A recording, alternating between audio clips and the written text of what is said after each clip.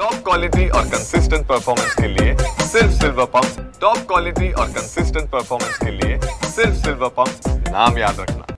मीरा भाईंदरमध्ये उद्या एक मोर्चा निघणार आहे आणि त्या मोर्चामध्ये सर्व पक्षीय त्याचबरोबर समाजसेवक असतील किंवा सामाजिक संस्था असतील ह्या सर्व सामील होणार होत्या। त्याच अनुषंगाने आज मात्र पोलिसांनी मनसेच्या काही कार्यकर्त्यांना नोटीस दिली आहेत। आपल्यासोबत बोलण्यासाठी स्वतः मनसेचे अधिकारी आहेत, आपण त्यांच्याकडून जाणून घेऊया, जे कार्यकर्ते त्यांच्याकडून जाणून घेऊया। काय सांगाल तुम्हाला आज पोलिसांनी नोटीस दिली?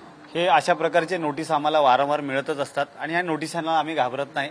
ज्या प्रकारे त्या लोकांनी मोर्चा विदाऊट परवानगी काढला तर आम्ही पण काढणार। तुम्हाला जे गुन्हे दाखल करायचे असतील ते तुम्ही करावं। आम्ही आता त्या पोलीस जे वरिष्ठ निरीक्षक त्यांना बोललो की तुम्ही तुमच्या कायद्याची प्रोसेस करा, आम्हाला जे करायचे ते आम्ही करणारच। आम्हाला गुन्हे दाखल करायचे आहेत किंवा दबाव तंत्र उपयोग करायचा तुम्ही करू शकता, पण हा मराठी माणसाचा, मराठी अस्मितेचा, मराठी भाषेचा आणि ह्या मराठीच्या विरोधात अमराठी लोकांनी जो मोर्चा उभा केला त्याचं हे मोर्चाचं उत्तर म्हणून आपण सर्व मराठी एकत्रित सर्वजण येऊन या मोर्चाचं उत्तर आपण मोर्चाचाच देतो आहोत। त्याच्यामुळे आम्हाला काही फरक पडत नाही। ही नोटीस तर आमच्याकडे अशा भरपूर पडलेल्या आहेत, त्यामुळे आम्हाला याची भीती नाही आहे। काय सांगाल?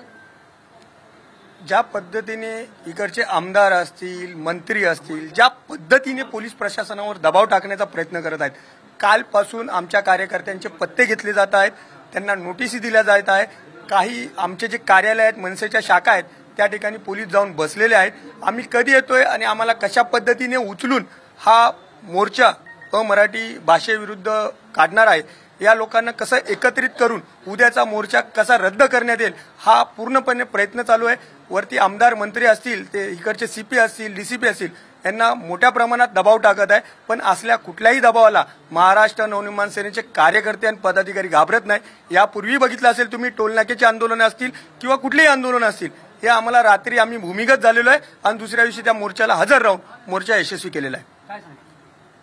हा मराठी माणसाचा मोर्चा आहे, मराठी भाषेचा मोर्चा आहे, मराठी महाराष्ट्राचा मोर्चा आहे। हा महाराष्ट्राच्या मातीमध्ये राहणाऱ्या लोकांचा मोर्चा आहे। याला अशा नोटिसांनी काही फरक पडणार नाही आणि आम्ही सर्व मराठी माणूस म्हणून, मराठी भाषेवरती प्रेम करणारी माणसं म्हणून एकत्र आहोत आणि उद्या हा मोर्चा निघणारच। मोर्चाला आम्हाला आता अधिकृतपणे तशी काही माहिती दिली गेलेली नाहीये की आम्हाला मोर्चाला परवानगी नाकारली असं आम्हाला बाहेरून समजतंय। जर त्यांनी तसं केलं, आम्हाला राज्यघटनेने अधिकार दिलेला आहे, आम्ही कायदेशीररित्या त्यांना परवानगी मागितली होती। जर त्यांनी परवानगी नाही दिली तरी सुद्धा हा उद्या मोर्चा निघणारच।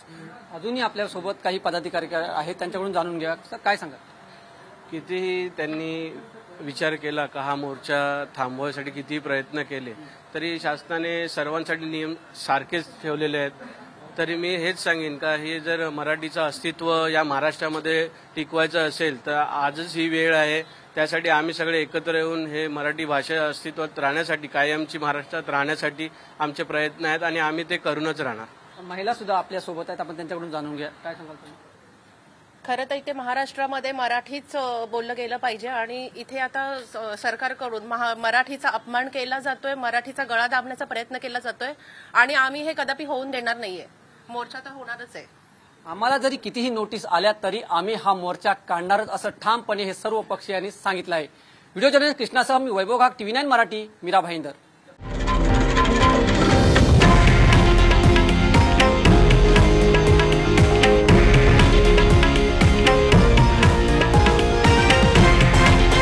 हे आहे देशातील नंबर 1 न्यूज नेटवर्क आणि आपण पाहत आहात TV9 मराठी, एकमेव।